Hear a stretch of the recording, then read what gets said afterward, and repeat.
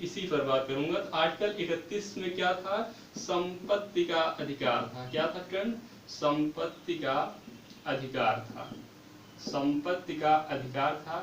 ये पहले क्या था, तो ये पहले क्या था, तो पहले ये मूल अधिकार था, मूल अधिकार था, मूल अधिकार था। अब ये क्या है, अब आपके मन में आ रहा होगा कि अब क्या है, तो अब एक कानूनी अधिकार है। क्या है फ्रेंड्स, अब एक कानूनी अधिकार है। पहले ये आर्टिकल 31 में था, अब ये कहाँ है, तो अब ये आर्टिकल 300 का में है, या इसी को आप ए कह सकते हैं, 300 का में है, या 300 का में है, या इसी को आप क्या कह सकते हैं, 300 ए।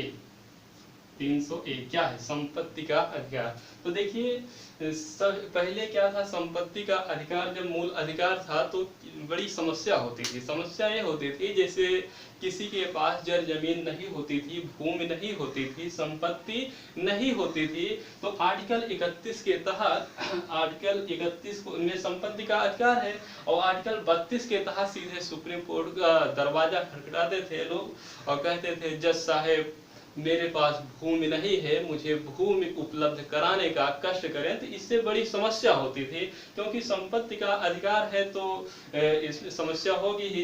तो संपत्ति का अधिकार समस्या इसलिए होती थी कि अब सभी को भूमि सरकार देने लगे, मतलब सुप्रीम कोर्ट अब सबको भूमि दे, जिसके पास भूमि नहीं है उसे भूमि दे। तो इस तरह से बड़ी समस्या होती थी।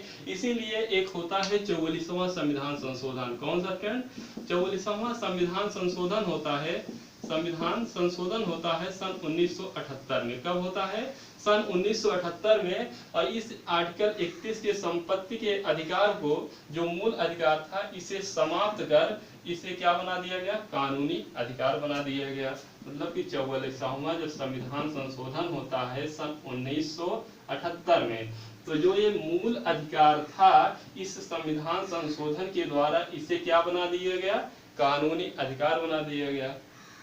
अब कानूनी अधिकार बना दिया गया तो अब जो व्यक्ति रहेंगे, भारत के निवासी जो नागरिक रहेंगे, वो संपत्ति को लेकर सीधे सुप्रीम कोर्ट नहीं जा सकते हैं। अगर संपत्ति में कोई समस्या होती है तो न्यायालय में जाएंगे, लेकिन डायरेक्टली सुप्रीम कोर्ट नहीं जा सकते हैं। तो इसीलिए इसे मूल अधिकार की श्रेणी से कानूनी अधिकार बना दिया गया। पहला कारण ये है। और दूसरी चीज है कि जो संपत्ति का प्रश्न आपसे कैसे पूछेगा कि संपत्ति का अधिकार पहले कहाँ था, तो आर्टिकल 31 में था। कौन सा संविधान संशोधन हुआ, 44वां संविधान संशोधन सन 1978 में। इसे मूल अधिकार की श्रेणी से हटाकर विधिक अधिकार बना दिया गया, मतलब कानूनी अधिकार बना दिया गया। अब यह प्रेजेंट टाइम पे किस अनुच्छेद में है, तो आर्टिकल 300 का में है, या 300 ए भी कह सकते हैं। क्या, 300 ए भी कह सकते हैं। पहले ये भाग 3 में था। कहाँ पर, पहले ये भाग 3 में था, लेकिन अब ये भाग 12 में चला गया। किसमें, भाग 12 में चला गया। तो इतने प्रश्न पूछ सकते हैं संपत्ति के अधिकार से। इसी के साथ साथ संपत्ति का अधिकार का जो अर्जन, व्ययन और धारण करना, जो मैं आर्टिकल 19 पढ़ा रहा था, आर्टिकल 19(1)(4), आर्टिकल 19(1)(4) में भी यही चीज थी। संपत्ति का अर्जन, व्ययन और धारण करने से संबंधित मूल अधिकार 19(1)(4) में भी था। तो इसे भी और इसे भी, संपत्ति का अधिकार आर्टिकल 31 वाला भी, 19(1)(4) वाला भी, 44वें संविधान संशोधन के द्वारा इसे कानूनी अधिकार बना दिया गया।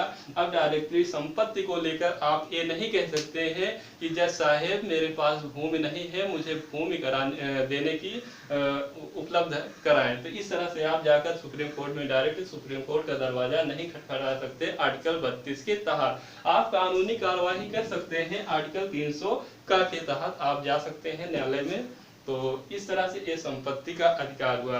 अगर आपसे और डिटेल में मान लीजिए पूछे, वैसे वनडे एग्जाम में इससे ज्यादा नहीं पूछेगा, लेकिन हो सकता है आरओ या पीसीएस जैसे एग्जामों में और भीतर भी जा सकता है इसके। तो क्या होता है फ्रेंड, जो 31 है, आर्टिकल 31 है, तो इसमें एक संविधान संशोधन होता है, प्रथम संविधान संशोधन। कौन सा, प्रथम संविधान संशोधन होता है। और इसमें आर्टिकल 31 में का और खा जोड़ा जाता है। क्या आर्टिकल 31 में का और खा, इसके साथ ही साथ 9वीं अनुसूची जोड़ी जाती है। कौन सी फ्रेंड? 9वीं अनुसूची जोड़ी जाती है। कौन सी? 9वीं अनुसूची जोड़ी जाती है। इसका मतलब क्या है? तो जो आर्टिकल 31 खा है, इसके तहत जब संसद कोई कानून बनाकर इस 9वीं अनुसूची में डाल देता था भूमि सुधार से संबंधित, तो उस पर उस कानून को लेकर आप न्यायालय में चुनौती नहीं दे सकते, चाहे वो मूल अधिकार का ही क्यों ना उल्लंघन करता रहा हो। तो आर्टिकल 31 का खा का मतलब समझ गए होंगे कि आर्टिकल 31 खा के तहत जब संसद कोई कानून, भूमि से संबंधित कोई कानून बनाता था और उसे अनुसूची 9 में डाल देता था इस कानून को, तो उस कानून को लेकर कोई व्यक्ति सुप्रीम कोर्ट या हाई कोर्ट में नहीं जा सकता था कि हमारा मूल अधिकार का उल्लंघन हो रहा है। अगर उस कानून से होता रहेगा मूल अधिकार का उल्लंघन भी, तब भी उसे न्यायालय में चुनौती नहीं दी जा पाएगी। एक तरह से ये 9वीं अनुसूची लाकर का काम करता था। इसमें जो भी कानून डाल दिए जाते थे वो क्या हो जाता था? संरक्षित हो जाता था। इसमें पहले 64 भूमि सुधार कानून थे, लेकिन संसद ने क्या किया कि ऐसे सभी कानून भूमि सुधार संबंधित बनाए और इसी 9वीं अनुसूची में डाल दे। इस तरह से 284 भूमि सुधार कानून है प्रेजेंट टाइम पे, 284।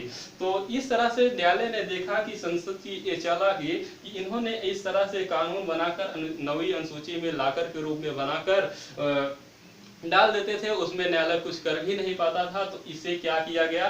निश्चित कर दिया गया। इसके ही साथ साथ एक आर्टिकल 25वां संविधान संशोधन, प्रथम संविधान संशोधन के तहत का और खा जोड़ा जाता है, और एक 25वां संविधान संशोधन होता है। 25वें संविधान संशोधन के तहत गा जोड़ा जाता है। गा जोड़कर ये कहा जाता है कि जो डीपीएसपी यानी राज्य के नीति निदेशक तत्व को आर्टिकल 39 खा और गा, अगर इससे किसी मूल अधिकार का टकराव होता है तो ये आर्टिकल 31 गा इसे प्राथमिकता देगा। इस तरह से ये 3 बातें कही गई थी। मतलब मान लीजिए मूल अधिकार से और राज्य निदेशक तत्व के आर्टिकल 39 खा और गा से क्या होता है? मान लीजिए टकराव होता है, तो क्या इसको प्राथमिकता कौन देता था? 31 गा। तो इतना प्रश्न पूछ सकता है, इससे ज्यादा कोई भी एग्जाम में प्रश्न नहीं पूछ सकता। फ्रेंड आप विश्वास कीजिए, इससे ज्यादा कुछ भी नहीं पूछ सकता है आर्टिकल 31 से संबंधित। तो आपको केवल इतना याद करना है, आर्टिकल 31 में पहले संपत्ति का अधिकार था, और आर्टिकल 19(1)(4) में भी पहले क्या था? संपत्ति के अर्जन व्ययन धारण करने का अधिकार था।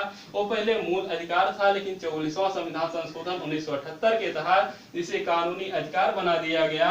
अब यह आर्टिकल 300 का या 300A में रखा गया है, और प्रथम संविधान संशोधन होता है तो 31 का खा जोड़ा जाता है और 9वीं अनुसूची जोड़ी जाती है। इसमें संसद कोई भी कानून बनाकर इस 9वीं अनुसूची में अगर डाल देता था तो भूमि सुधार से संबंधित, तो इस पर मूल अधिकार को लेकर न्यायालय में चुनौती नहीं दी जा सकती थी। पहले शुरुआत में 64 भूमि सुधार कानून था, प्रेजेंट टाइम पे 284 था। इसी को देखते हुए न्यायालय ने इसे क्या किया? मूल अधिकार की श्रेणी से हटा दिया गया और इसे कानूनी अधिकार बना दिया गया। और गा किसकी रक्षा करता है? 31 गा अनुच्छेद 39 खा और गा के। तो फ्रेंड्स अब आते हैं आपके आज के टॉपिक पर, संवैधानिक उपचारों का अधिकार। और आर्टिकल 31 से इससे ज्यादा प्रश्न कोई भी नहीं बनेगा, और यहाँ से RO में या PCS में अगर पूछेगा भी तो इससे भीतर भी और इससे भीतर भी नहीं जा सकता, क्योंकि आपका पूरा कॉन्सेप्ट क्लियर हो गया होगा कि किस तरह से ये कानून का निर्माण हुआ। तो अब आते हैं संवैधानिक उपचारों का अधिकार, आर्टिकल 32। आखिर इसे डॉक्टर भीमराव अंबेडकर जी ने आर्टिकल 32 को ही क्यों संविधान का आत्मा कहा? वैसे प्रस्तावना को संविधान की आत्मा कहा जाता है। अगर आपसे प्रश्न सिंपली पूछे कि संविधान की आत्मा किसे कहते हैं, तो प्रस्तावना को कहते हैं। लेकिन यह पूछे कि संविधान की आत्मा डॉक्टर भीमराव अंबेडकर के अनुसार किसे कहेंगे, तो आर्टिकल 32 को कहेंगे। तो इस तरह से आखिर क्यों कहेंगे? क्योंकि जो आर्टिकल 32 है, आपने जो अभी तक जितने भी मूल अधिकार पढ़े हैं, आप अभी तक जितने भी मूल अधिकार पढ़े हैं सभी के सभी ये सुरक्षा कवच है। मतलब ये कि आपके किसी भी मूल अधिकार का यदि उल्लंघन होता है, उसे राज्य चाहे उल्लंघन करे या कोई व्यक्ति, तो आप आर्टिकल 32 के तहत सीधे सुप्रीम कोर्ट जा सकते हैं। और आर्टिकल 226 के तहत सीधे आप हाई कोर्ट जा सकते हैं। और आर्टिकल 32 के तहत सीधे सुप्रीम कोर्ट आप जा सकते हैं कि जज साहब मेरा इस मूल अधिकार का उल्लंघन हुआ है, मूल अधिकार का उल्लंघन हुआ है। तो जब आप जज कहाँ सुप्रीम कोर्ट जब आप जाएंगे तो आर्टिकल जो 32 है, आर्टिकल 32(1) के अनुसार आप सुप्रीम कोर्ट का दरवाजा खटखटाएंगे। तो सुप्रीम कोर्ट क्या करेगा, आर्टिकल 32(2) के तहत, आर्टिकल 32(2) के तहत या सुप्रीम कोर्ट कुछ आदेश जारी करेगा, कुछ निर्देश जारी करेगा, जिसे रिट भी कहते हैं। क्या, कुछ आदेश या इसी को क्या कहते हैं, रिट्स कहते हैं, या इसी को रिट कहते हैं। तो इस तरह से ये 5 रिटें जारी करता है। कौन, सुप्रीम कोर्ट जारी करता है। एससी का मतलब सुप्रीम कोर्ट। तो सुप्रीम कोर्ट 5 रिटें जारी करता है, और यह रिटें किसके किसके ऊपर जारी करता है, इस तरह से आप समझेंगे तो ज्यादा बेहतर समझ में आएगा। तो सीधी सी बात यह है कि अगर आपका मूल अधिकार का, किसी भी मूल अधिकार का उल्लंघन होता है, तो आप आर्टिकल 32 के तहत जब सुप्रीम कोर्ट जाएंगे तो वहां से सुप्रीम कोर्ट 5 रिटें जारी करता है। और रिटें कैसे जारी करता है आप देखिए। तो रिटें, सबसे पहली रिट जो जारी करता है वो पुलिस अधिकारी के विरुद्ध जारी करता है। किसके, पुलिस अधिकारी के विरुद्ध जारी करता है पहली रिट, पुलिस अधिकारी के विरुद्ध, पुलिस अधिकारी के विरुद्ध जारी करता है। दूसरा, जो सार्वजनिक अधिकारी हैं, कौन से, जो सार्वजनिक पद हथियाए हुए हैं, जो सार्वजनिक पद पर सार्वजनिक अधिकारी हैं, उनके विरुद्ध, अधिकारी के विरुद्ध रिट जारी करेगा, के विरुद्ध। और तीसरी बात यह है कि जो अधीनस्थ न्यायालय है, कौन से, जो अधीनस्थ न्यायालय है, अधीनस्थ न्यायालय है, अधीनस्थ न्यायालय के विरुद्ध, न्यायालय के विरुद्ध जारी करेगा। तो जब आप सुप्रीम कोर्ट में जाएंगे तो सुप्रीम कोर्ट 5 रिट जारी करेगा, पुलिस के अधिकारी के विरुद्ध जारी करेगा, सार्वजनिक अधिकारी के विरुद्ध और अधीनस्थ न्यायालय के। पुलिस अधिकारी के विरुद्ध कौन सी रिट जारी करेगा, तो बंदी प्रत्यक्षीकरण, कौन सा, बंदी प्रत्यक्षीकरण, ये रिट है, पहली रिट। और दूसरा चीज ये सार्वजनिक अधिकारी पर कौन कौन से, एक परमादेश हो सकता है, कौन सा, परमादेश, ये तीसरी रिट दूसरी रिट मान लीजिए। और एक क्या हो सकता है, अधिकार पृच्छा, अधिकार पृच्छा, अधिकार पृच्छा, ये तीसरी रिट हो गई। अधीनस्थ न्यायालय के विरुद्ध भी एक प्रतिषेध होता है, कौन सा, प्रतिषेध रिट जारी करता है। और दूसरा कौन सा, तो दूसरा उत्प्रेषण, उत्प्रेषण। इस तरह से 5 रिटें जारी करता है कौन, सुप्रीम कोर्ट, आर्टिकल 32(2) के तहत, आर्टिकल 32(2) के तहत। और आर्टिकल 32(1) में क्या है, जब आप सुप्रीम कोर्ट का दरवाजा खटखटाएंगे तो उसके बाद आदेश देगा किसके, पुलिस अधिकारी के विरुद्ध, सार्वजनिक अधिकारी, पुलिस अधिकारी के विरुद्ध बंदी प्रत्यक्षीकरण रिट जारी करेगा, सार्वजनिक अधिकारी के विरुद्ध है परमादेश और अधिकार पृच्छा जारी करेगा, अधीनस्थ न्यायालय के जो विरुद्ध जारी करेगा वो प्रतिषेध और उत्प्रेषण।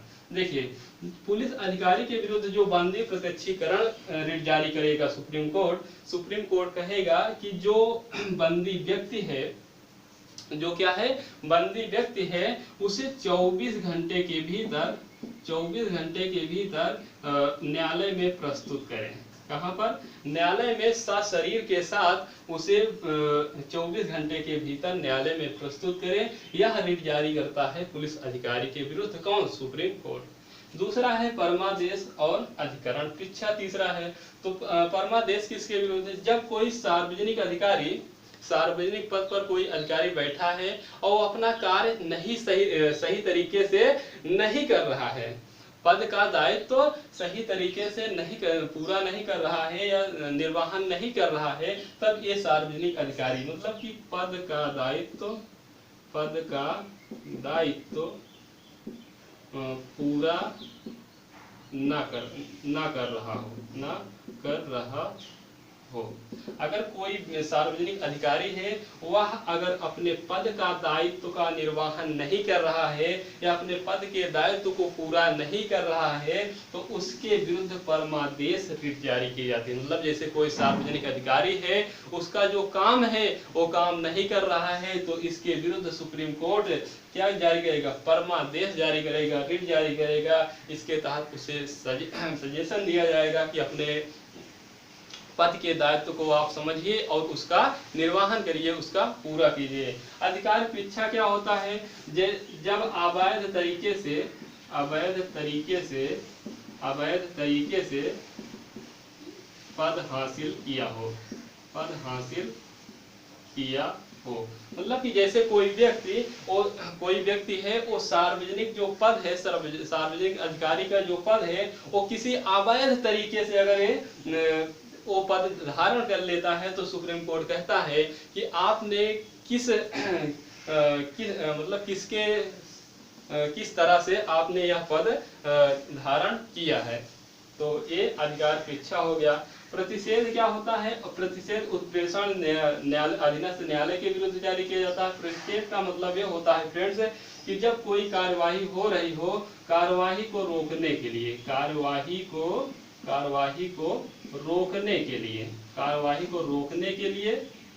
लिए कौन सा रिट जारी किया जाता है? ऐसे पूछेगा, कार्यवाही को रोकने के लिए कौन सी रिट जारी की जाती है? तो परिच्छेद है। और निर्णय को रद्द करने के लिए कौन सी रिट जारी की जाती है? निर्णय को रद्द करने के लिए।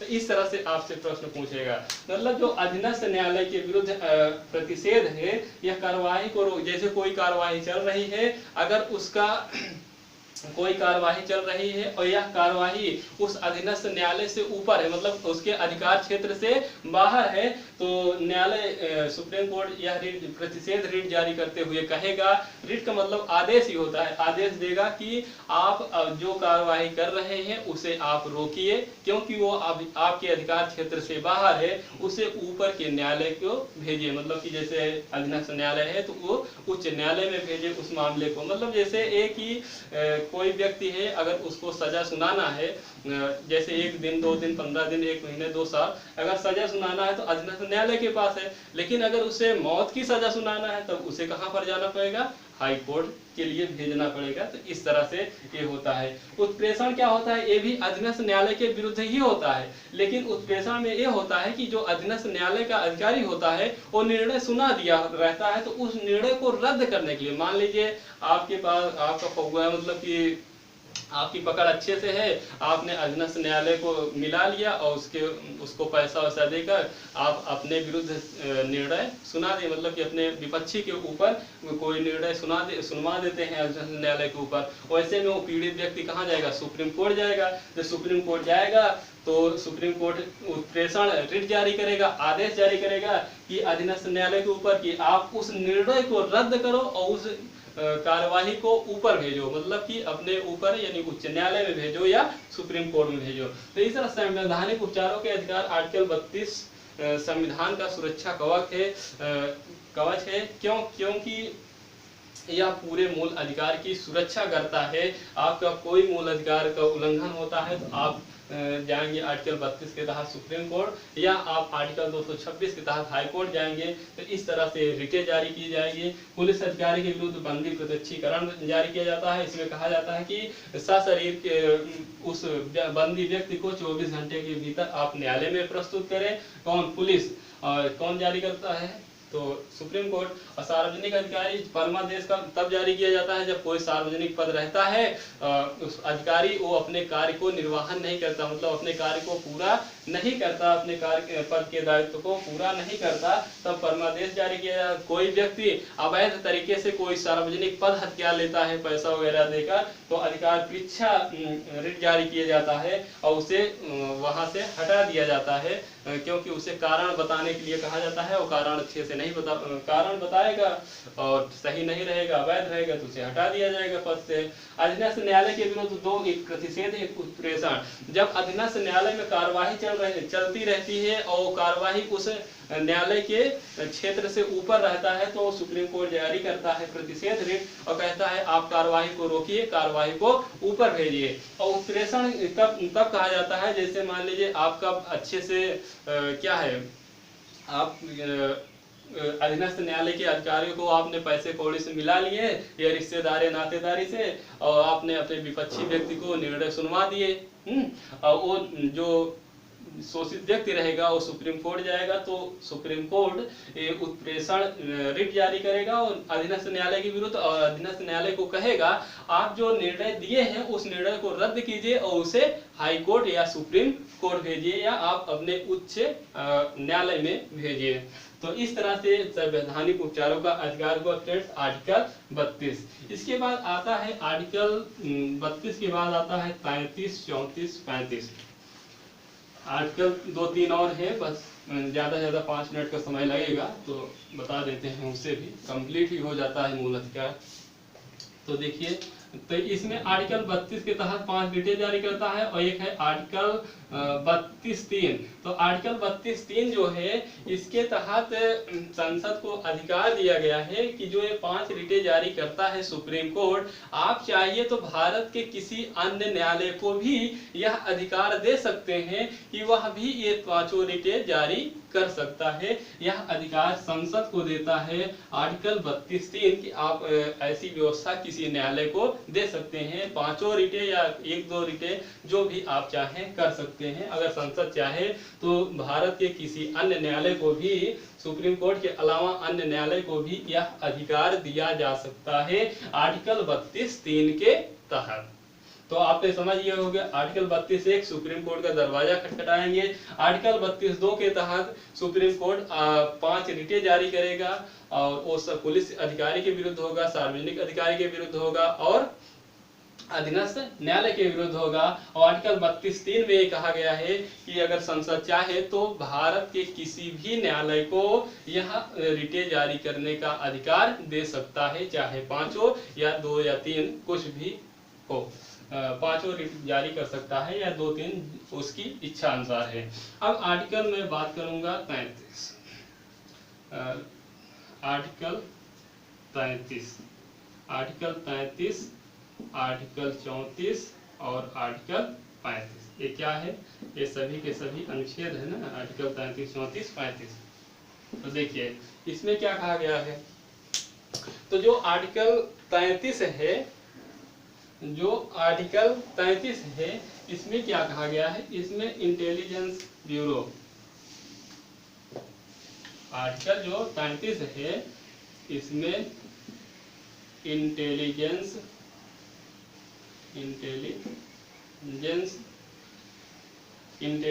ब्यूरो, इंटेलिजेंस ब्यूरो या इसी को गुप्तचर आप कह सकते हैं, इसको गुप्तचर। और आर्टिकल 34 है जैसे सैनिक विधि लागू है, कौन सा? सैनिक विधि लागू है या इसी को मार्शल लॉ कहते हैं। क्या? मार्शल लॉ कहते हैं, मार्शल लॉ।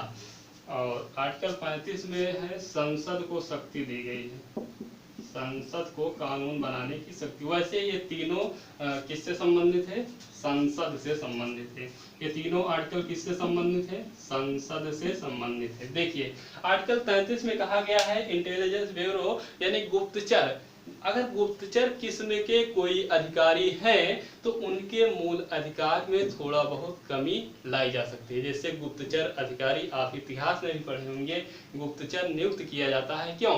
क्योंकि भारत के भीतर जो भी सूचनाएं हैं उसे इकट्ठित करने के लिए। तो जब वो गुप्तचर रहेगा, अगर वो अपने मूल अधिकार का व्यापक रूप से उपयोग करेगा, मतलब जहाँ इच्छा कहेगा उसके मन में जो आएगा बोलेगा, तो कहाँ से गुप्तचर का काम चल पाएगा? पता लगे गुप्तचर कुछ पता लगाया भारत देश के सीमा के भीतर और उसके बाद आर्टिकल 19 के ए के तहत वो भाषण देने लगा कि इस तरह से यहाँ ये हो रहा है, वहाँ वो हो रहा है, तो इस तरह से गुप्तचर का कोई महत्व ही नहीं रह जाएगा। इसलिए इंटेलिजेंस ब्यूरो यानी गुप्तचरों को क्या किया जाता है कि उनके मूल अधिकार में थोड़ी सी कमी ला सकती है कौन? संसद ला सकती है। और सैनिक विधि लागू, जैसे जब भी भारत में अगर कभी भी भविष्य में अगर सैनिक विधि लागू होता है या मार्शल लॉ लागू होता है किसी भी क्षेत्र में, जैसे मान लीजिए जम्मू कश्मीर के पीओके वाले क्षेत्र में सैनिक विधि लागू हो गया, तो जो वहाँ के व्यक्ति रहेंगे, वहाँ के नागरिक रहेंगे, उनके मूल अधिकार को छीन लिया जाएगा। क्यों? क्योंकि वहाँ पर सैनिक विधि लागू हुए, वहाँ पर सैनिक के अनुसार ही कार्य किया जाएगा। तो वहाँ पर अगर बोलने की आज़ादी देंगे तो कहाँ से काम हो पाएगा भारत राष्ट्रहित का ना। और 35 में है संसद शक्तियाँ बनाती। संसद आर्टिकल 35 को लेकर कुछ कानून बना सकता है ना। आर्टिकल 35 को लेकर संसद कानून बना सकता है। जैसे आर्टिकल 16(3) में एक अवसर की, आर्टिकल 16 में अवसर की समानता है, लेकिन आर्टिकल 16(3) में एक कहा गया है कि जैसे राज्य कोई नौकरी से संबंधित, निवास से संबंधित योग्यता लागू कर सकता है। जैसे उत्तर प्रदेश है, उत्तर प्रदेश जब वैकेंसी पुलिस की आती है तो एक संसद एक कानून बना सकता है कि जो उत्तर प्रदेश के निवासी होंगे उनको 75% सीटें जो वैकेंसी रहेगी उसकी 75% सीटें उत्तर प्रदेश को ही आरक्षित कर दिया जाएगा। तो इस तरह से आर्टिकल 16 के तहत निवास संबंधित कानून बना सकता है कौन? राज्य नहीं बना पाएगा, संसद अगर बनाना चाहे तो बना सकता है, और राज्य के कहने पर ही संसद बनाएगा। और दूसरी चीज है कि जैसे आपने देखा अभी आर्टिकल 32(3) के तहत, आर्टिकल 32(3) के तहत संसद को यह शक्ति दी गई है कि संसद चाहे तो भारत के अन्य न्यायालय को भी यह रिटें जारी करने का अधिकार दे सकता है। तो इस तरह से यहाँ भी इसको मिल गया। और इसके अलावा आर्टिकल 33-34 में भी देख रहे हैं इंटेलिजेंस ब्यूरो गुप्तचरों को मूल अधिकार छीन रहा है कौन? संसद चाहे तो छीन सकता है। आर्टिकल 34 के तहत जिस क्षेत्र में सैनिक विधि लागू होगा, मार्शल लॉ लागू होगा, वहां पर भी क्या मूल अधिकार छीन सकती है कौन? संसद। इस तरह से जो आर्टिकल 35 है इसमें कानून बनाने की शक्ति संसद को देता है आर्टिकल 35। तो इस तरह से फ्रेंड्स आज ये मूल अधिकार का चैप्टर समाप्त होता है। मैंने आपको डिटेल से पढ़ा दिया। सबसे पहले मैंने बताया था समता का अधिकार, उसके बाद स्वतंत्रता का अधिकार, फिर उसके बाद शोषण के विरुद्ध अधिकार, धार्मिक स्वतंत्रता का अधिकार, शिक्षा एवं संस्कृति का अधिकार और संवैधानिक उपचारों का अधिकार। तो भारतीय संविधान के मूल अधिकार में कुल पहले 7 मूल अधिकार थे, लेकिन वर्तमान में 6 ही मूल अधिकार हैं, क्योंकि जो आर्टिकल 31 वाला संपत्ति का अधिकार है उसे 44वें संविधान संशोधन द्वारा उसे क्या किया गया? उसे निश्चित कर दिया गया, मतलब कि मूल अधिकार से निश्चित कर दिया गया, उसे कानूनी अधिकार बना दिया गया आर्टिकल 301 या का के तहत। तो इस तरह से ये आपका क्लास अब समाप्त होता है, मूल अधिकार भी आज से समाप्त हो गया। और आप चाहें तो डिटेल से पढ़ सकते हैं, पिछली क्लास में अगर आप नहीं देखे हैं तो जाकर पढ़ सकते हैं। तो आज के लिए इतना ही। अगर वीडियो आपको पसंद आई हो तो आप शेयर, सब्सक्राइब, लाइक जरूर कीजिएगा, अपने दोस्तों को जरूर बताइएगा। थैंक यू, धन्यवाद, शुक्रिया।